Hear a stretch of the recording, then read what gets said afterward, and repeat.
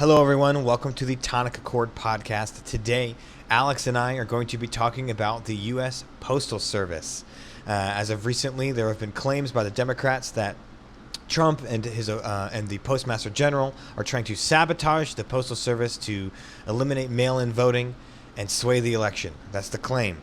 So we're going to dive into what are the concerns about the US Postal Service. How is the U.S. Postal Service doing in the midst of this pandemic, and will this have an effect? And the changes that the Postmaster General are doing, will they have an effect on the election or not?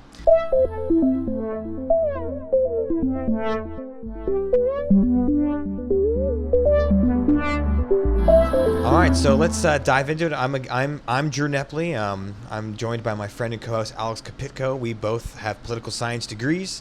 We're from Chapman University, and we're also good old buddies. How you doing, Alex? Good. I'm not doing too bad. I mean, we have a lot of fires up here, so the smoke is honestly awful right now. Like, I went out on a walk today and just found myself coughing. I'm like, well, at least I have a mask with me, So mask's good for smoke and the virus. So there you go. Yeah, but other than that, trying to stay sane, man. How about you? How are things going? What's crazy is it was actually smoky down here, not because of a fire nearby, but because of the fires up north. The smoke had just been going all the way south down here to Los Angeles. So it's rough. So California is certainly on fire, which sucks. And at this point, if you're from California, it's called fire season, right? It just happens kind of every year now. It sucks. But hopefully we can focus on something else, something more nationally minded, get away from that kind of stress for a bit, and get stressed out with something else. So let's dig into this. I had actually talked about the post office and their issues with funding and losing money, quote unquote, losing money months ago. There was talk about, is the U.S. Postal Service a good government arm if it's costing the taxpayer, billions of dollars? And I went into the different arguments around that. Well, it turns out the USPS is now back into the headlines. Less so about funding, a little bit. There's an issue about, we'll get into some of it, but it's mostly about the new Postmaster General, who's named Louis DeJoy. I have up here on the screen for those watching on the video. And there's questions about some of his recent changes in policy at the USPS, and the claim that Democrats are making is that it is going to stifle mail-in voting and perhaps, leave ballots unattended and sway the election. So, Alex, what are your initial thoughts when you kind of hear these claims? Oh my God. Well, this is just a complete dumpster fire to begin. Like, there are so many different moving parts with this right now, and between just the political division right now and the pandemic, I think this is all just a complete SH show. And I guess DeJoy was actually supposed to testify in front of the Senate and then the House later this week on some of the changes, but it kind of sounds like the pressure from that he's now said that they are not going to do some of the cuts that they were planning on doing until after the election. But either way, for the record, I'm very pro voting by mail.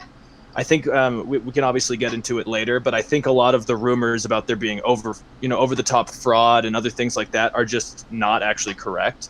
And this is not looking good, just mainly because of the confusion that Trump's rhetoric is causing with this, right? I mean, I believe that the post office could easily get this done if people vote early and there's enough time for preparation and resources that have gone into this. But the problem is Trump's message of it not being a safe means of voting. All he has to do is get rid of people's faith in the voting system by mail. And I think that's what he's doing. Even if it's possible to vote by mail and get it all counted for, he's kind of ruined just our trust. Like in everything else, he's kind of just ruining American people's trust in the government. And I think that's going to hurt us. I don't know what your thoughts are on that, but yeah, I think that's like the claim that this Postmaster General is deliberately doing these things to sway the election is a pretty big claim. I haven't seen enough evidence to leap to the fact that he's trying to stifle the election. However, what we do know is he has these policy changes, and for years now, Trump has been talking about, the U.S. Postal Service is, bleeding money and, is a waste of government resources. And, this person that is now the Postmaster General comes from a business background and is a Trump donor. is running it more like a private business and less like a government service. So I see that, and that can have an effect on its, on the how efficient or how able to move the mail they are. So like I'm hesitant to go as far as to say that the Postmaster General himself is trying to sabotage the election. That's a huge claim, but it does look like they're completely changing the way we view the Postal Service at a weird time in the middle of a pandemic before an election, and that does worry me as far as like, can they get all the ballots in by time? So I think first off, I think the main point I want to make first is that not every government entity has to be run like a business. And I think there is a quote in one of these articles we read where someone from the USPS mentioned, it's not the US postal business, it's the US Postal Service. No one says that the US military is bleeding billions of dollars. They say, oh, well, we pay those billions of dollars for the service that protects our borders and protects our people. In the same vein, and for much less than the military, mind you, I think it's worth to pay the money and to fund something like the U.S. Postal Service so that people can get their mail all across the country and they don't have to rely on a private business to do so. So I think the Postmaster General is trying to change the framework of the USPS, and I don't think it needs to be changed. Yeah, I would agree with that as well. Like I think that's the key problem here is that, obviously we have private companies like FedEx and UPS and these other companies, and I think because obviously the post office, like you talked about in that catching up episode, it's been losing a lot of money, and it's definitely not as efficient as some of the private options. But the history of the post office, like the post office is not supposed to be just the fix all of and just be the fastest way to get things delivered. It's kind of more of a means of national security, right? And it's kind of a great backup, especially in a time like this where there's an actual pandemic happening. And so that's kind of my take, kind of just exactly what you were saying there, is that some things are not supposed to run as a business. And that's something that you learn in political science early on when you study it in university, is that there's a difference between public and private. And sometimes speed is not the reason, that something like this is supposed to happen.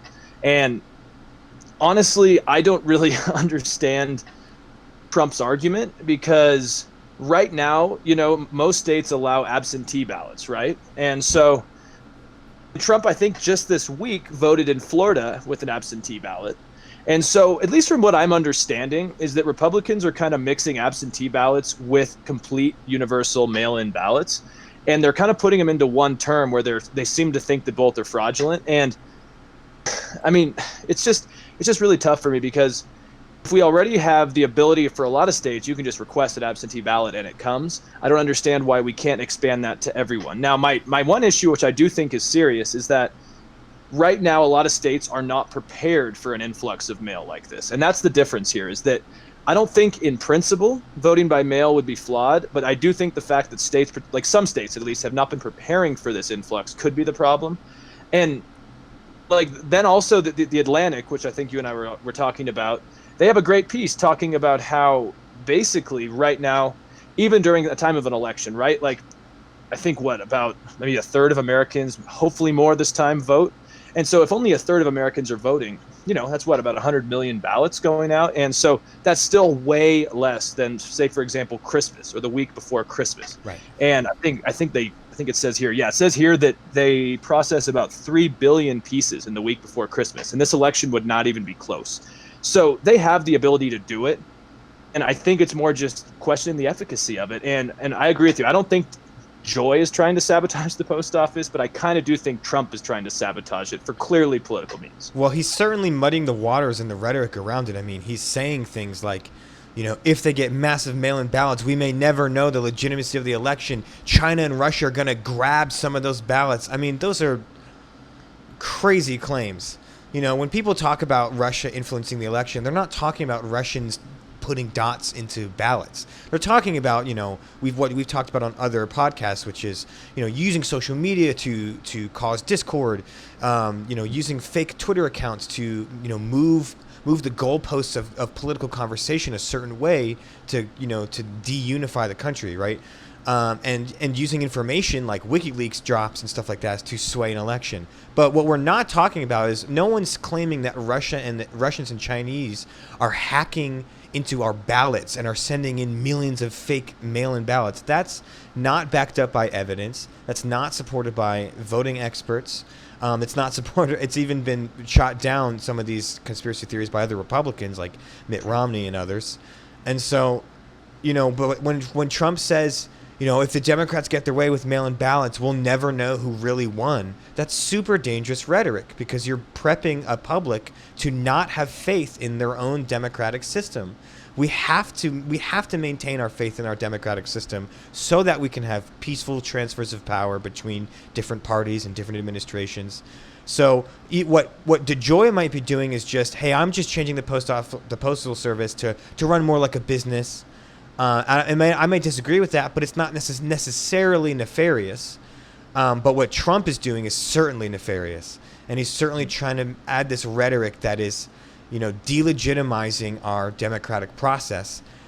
He's even said it at his rallies. He says if Joe Biden wins, then it was rigged. He's prepping his own base to say, if I win, we won, but if I lose, it was rigged, and that's just not fair. That's not a good way to. That's not a good way to be a participant in democracy. Definitely not. And unfortunately, right now it seems like that's kind of the icing on the cake for 2020.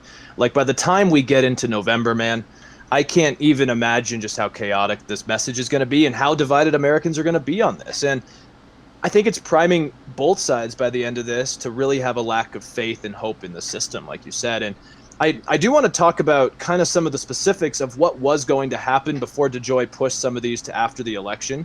And like, one of the biggest concerns, one of the things that scares me is that basically him and like the other top officials down were kind of pushing for slowing down the whole process. It's like not paying postmasters overtime, right? And so when you don't pay them overtime, then they're not going to maybe finish the bulk of mail that they need to deliver, or go back for more and finish the day's load. So what if there's ballots in there, for example? What if there's important mail that's now going to have to be waited even longer to get out there, right? And so, so basically they were delaying trucks. They were saying no extra trips, no overtime, and they were telling, like, postal employees were being told to leave mail behind at the post office if they didn't have enough room. And so all that stuff, either indirectly or directly, which I obviously can't read DeJoy and Trump's minds, but all that either indirectly or directly is going to be a problematic thing for our system. But luckily, yeah, like we were talking about, they are looking like they're going to push that out until after the election. But,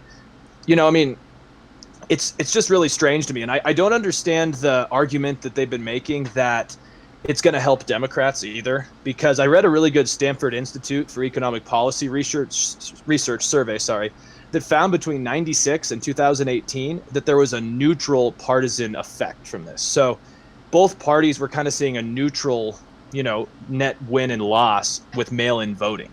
So there was no, this is going to help Democrats more than Republicans by mail-in voting. And so I think, he just clearly wants to cause a message of chaos before this. And it really does scare me.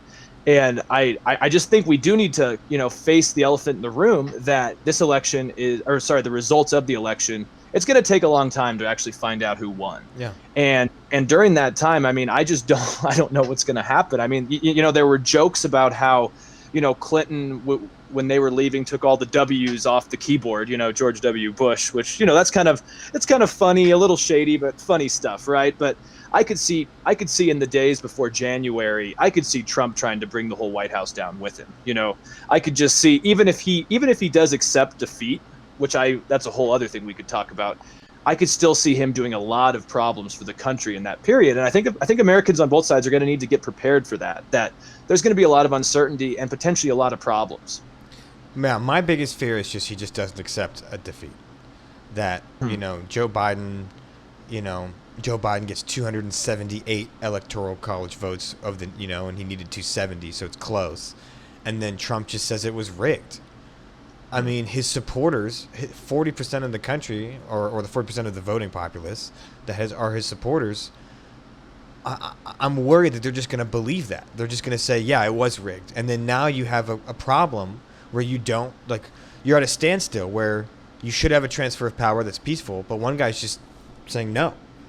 What happens then? I mean, you have a constitutional crisis. That's my biggest worry. And the language I'm seeing, and I'm not super scared out of nowhere. It's not a boogeyman of an idea. Look at the rhetoric he's saying. He said it at his rally. If I lose, it means the election was rigged. He said that verbatim. That is what terrifies me. Yeah, that really does terrify me. I mean, I think internally he doesn't believe that. I think he knows that his polling is really bad, that Texas is a toss-up state, that he's looking really bad in the Rust Belt of Wisconsin, Michigan. I mean, if you take the electoral map of 2016 and all you switch is Pennsylvania, Wisconsin, and Michigan, Biden wins. He doesn't even need Ohio. He doesn't even need Florida. It's just those three, right? Or take your pick, right? If Trump wins Wisconsin, then all Biden needs is Michigan, Pennsylvania, and Florida. Like, he doesn't even need all of the battleground states to then beat Trump. I think Trump knows he's backed into a corner, and doing like he usually does is he barks loudly as like a dog backed into a corner, and he's barking loudly now, saying things like the election's going to be rigged if I lose. So that's what really terrifies me, and I think this whole USPS thing is just him trying to muddy the waters, and so, you know, some of the on the ground action that we've seen is that part of another round of stimulus deal for the coronavirus relief included, the Democrats wanted to include a $25 billion earmark for the USPS. And Trump admitted recently that he denied the whole thing, and he didn't do it. He didn't go for it because of that spending. And he's like, they want to have all this money for those millions of Barretts, and I'm not going to let them have that. So I think that we have to then, look at the claim. Is there a real threat of fraud with mail-in ballots? And I would argue no. And my evidence for that is that the Heritage Foundation, which is by no means a left-leaning, research pack, the Heritage Foundation stats has it as, let me find it here.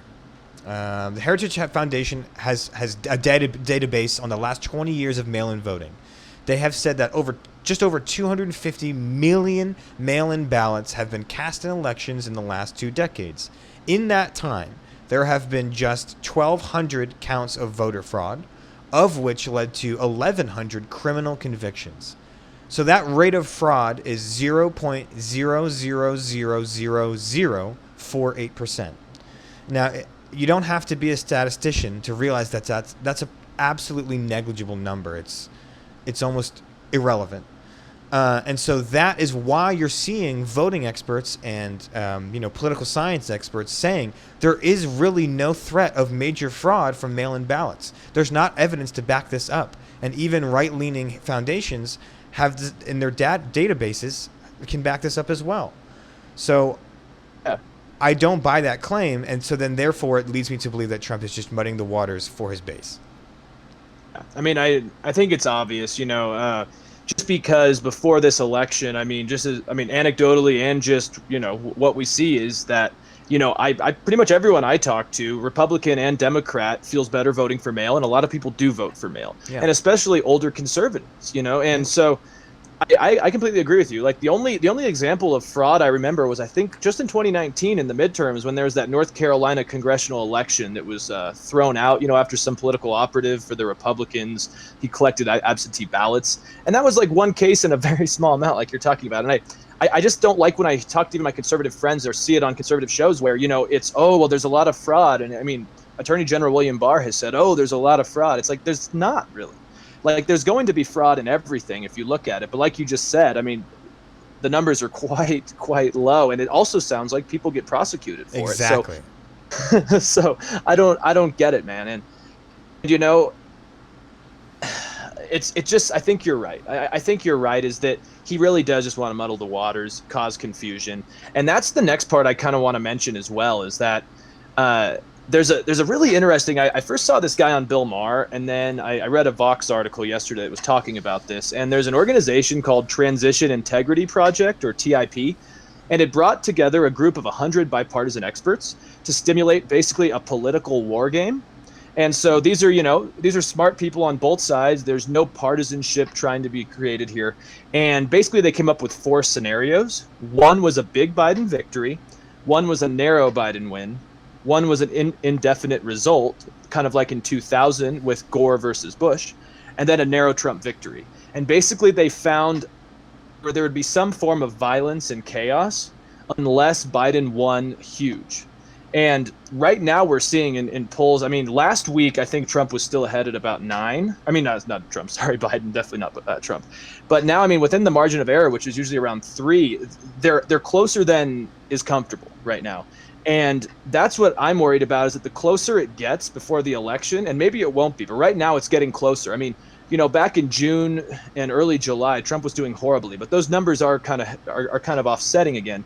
And what I do worry is that the closer this could get, the more likely for the chaos, because like that study or political war game showed, was that unless Biden wins hugely, as Trump would say, then there's going to be problems. And then I think it's going to be testing how loyal Republicans are to Trump. I think that might be the big litmus test coming up, is how much of a hill do Republicans want to die on for Trump if this gets serious. And I don't have an answer to that, but I think things are going to get quite serious. And I'm not trying to be an alarmist, but it does worry me that it's going to get confusing, just to make it simple. Yeah, confusing to say the least, I think. Yeah, it's going to get confusing. That is worrisome about, I mean, like, if it is like a Bush-Gore situation, you know, with, like, you know, that alone, there was a lot of claims of, you know, was Jeb Bush doing nefarious things in Florida and the wiping out of voters, you know, weeks before, right? So that alone got all kind of confusing. There was a lot of claims of corruption. I think that if that were to happen again in 2020, it would be, you know, times 10. It would be claims on both sides, right? It would be Democrats claiming that the US Postal Service left in ballot, whatever. And then it'd be Republicans claiming that, you know, it was a rig from the start, which is, where did they get that idea? Oh, from Trump. I think you're right. Unless we have a massive blue wave blowout, if we don't have that, it is going to get dicey. And I do think that this is, I think, a period in our country where we, you know, we're really going to have to reflect on our identity as a country and our political division. Are we more loyal to our parties, or are we loyal to the democracy that we think we found we have? And how much faith do Americans have in their institutions? You know, because, you know, notoriously, Americans don't have a lot of faith in government, and I think now it's even less so, which is a shame. So yeah, you're certainly right that it's dark times ahead. I do feel kind of like I don't want to feel like you said, I don't want to feel like an alarmist or a doomsday prepper, but I don't think November is going to go smooth, and I don't think it's going to be pretty. Right. No, I definitely agree. And, you know, just for kind of conversation's sake, do you have that one link for the one about, you know, the 10 scariest scenarios? Yes. Like, again, not to be too alarmist, but there are some interesting ones here, and I think it's just an interesting discussion to have.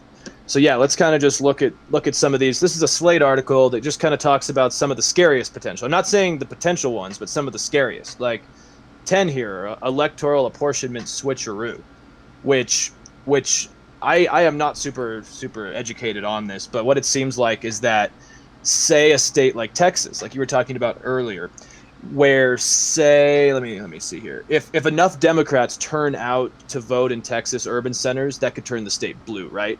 So then GOP-controlled state governments could decide to split their delegates by congressional districts, which would then be dominated by Republicans. And this would be highly impossible just because of the complexity of the system, but it is something. But notice they put that at 10, right? So, I mean, that's interesting. And again, I think that would really be horrible. And I don't see that happening. But the one that interests me, and I'm curious on your thoughts on this, would be Pence versus Pelosi. Because we have a Yale law professor, Bruce Ackerman, who proposes that situation where basically, you know, Mike Pence is the president of the Senate, and Pelosi is the Speaker of the House, right? And so in a very complicated election that is contested, these two would actually run against each other, as far as I know. But this article does say that that would take a high amount of problems, including like Trump claiming that Biden's win was fraudulent and a lot of other things, which could happen. And this one fascinates me, though. But do you think that would at all happen? I don't think so. I have to imagine. I think, I mean, especially on the Democratic side, for, Pelosi is well liked among Democrats, but not well liked outside of that circle. I don't think, this is not the strategy I would go in. If I was on a strategy team, I would be like, we don't want to have Pence versus Pelosi. But I think they would want to find a different means first. And the fact that I didn't even realize that this was an option, it probably means that there's a lot of steps to get through before something like this would happen. Yeah, and that was kind of what that article said, is that it would take a lot of steps leading up to it. Now, I'm not going to spend too much time on all these, but number 8 I did find interesting because I think that's actually could be kind of potential, where it's basically no certification for you. So say that Biden wins and you have states like say that you have states, say like maybe Arizona or Florida or Michigan, who could then refuse to certify Biden's victory because of claims of fraud by Trump. And that would be kind of that sycophantic thing we've just been seeing with Republicans, is where, they follow their party, not the country. And that one does scare me. But again, I don't think it would be super possible unless it was so close and contested. I don't know. I just don't know enough about how that would happen, but it could be chaotic. I mean, then we have 7, cyber attack on the grid, which would be interesting, kind of scary. Yeah, that's like start of a world war stuff right there. I mean, if we were pissed at Russia for what they did in 2016, that would definitely, like you said, be the start of a war. Phony election interference, number 6. That one does fascinate me a lot because, I mean, that's right out of the authoritarian dictator playbook, right? Oh, you can't vote. It's not safe to vote because we have Chinese meddling or Russian meddling, when actually it's the party that wants to maintain in power, which is scary. I hope Trump wouldn't do that. I hope there's someone around him who has the wherewithal to tell him not to. Weaponizing COVID-19, right? Tell people it's not safe to go out and vote, which the US Postal Service could solve if we weren't so paranoid about that, right? Federal vote theft, like we kind of talked about. I mean, it's happened, but I think it's less common. It would be difficult, and there'd probably be at least some proof that it's happening. Yeah. 3, Fox News calls it for Trump. What do you think about this one? This is okay. So I mean, let's be real. All of these are pretty bombastic and worst case scenario things, but this was the first one that I thought was more plausible. In the day of, fake news, basically, you could just have news sources from, for whatever bias, just basically tell her, hey, yeah, Trump won, and when he didn't, or Biden won when he didn't, and again, it's that we have so little faith in journalism, we have so little faith in our government institutions, that something like this, I think, is the most plausible. I'm not saying it's going to happen. Don't everyone put down your pitchforks. But of this list, I think this is one of the more plausible ones where Fox News sees it, if it's, one of those Florida things again, where it's like super close down to dozens of votes, they could just say, well, Trump won it, and there was fraud, and that's what it is. And all it takes is just to start that narrative to then build, and then when people believe it, even though they haven't seen evidence, which we'll get a little bit into that in our next episode about how people can get deep into things without evidence to back it up. But yeah, this one is the one that scares me the most. But then again, it's still, highly unlikely that, the commentators on Fox News do, whatever. Tucker Carlson says his thing and asks those like hypothetical questions to kind of lead their viewers a certain way. But at the end of the day, I think that there are still people at Fox News that do have some journalistic integrity and wouldn't just like call an election, falsely call an election. I have to hope that there's some decency among journalists at Fox News that would be like, no, we can't just like flat out call a wrong election. That's not possible. So it's still highly unlikely. Yeah, I agree. And I mean, I think it would only be some of the talking heads like a Sean Hannity or a Tucker Carlson or a Lou Dobbs, right? But I agree with you. I think there's enough reporters still left, like the Brett Byers and more people like that, where I agree with you. And the second one I find interesting too, which is that results on election night may be misleading due to a close race and the slow counting of mail-in ballots. In 2018, they said that this happened causing a blue shift which it understated the depth of the Democratic victory because there were, late counted mail-in ballots, so it took a lot extra time. And so some people worried that Trump could take advantage of this delay, right, like we've talked about. And that kind of goes into number one, which is USPS sabotage. Yeah. So, I just wanted to go over these. I thought it was an interesting article, and it's just some kind of food for thought. Hopefully not too much fear. But, and so, I mean, it's gonna be interesting, man. Like I'm definitely a little concerned. I haven't been watching the news as much lately. I've been reading a little bit, preparing for this and stuff. But I just can't watch too much of it right now. Like it's not good for my sanity. No, I hear you. And to kind of pull things back, because this is, again, this is a list of like nightmare scenarios for the writer. And regarding the USPS, kind of in conclusion, I think there are valid concerns about what's happening there.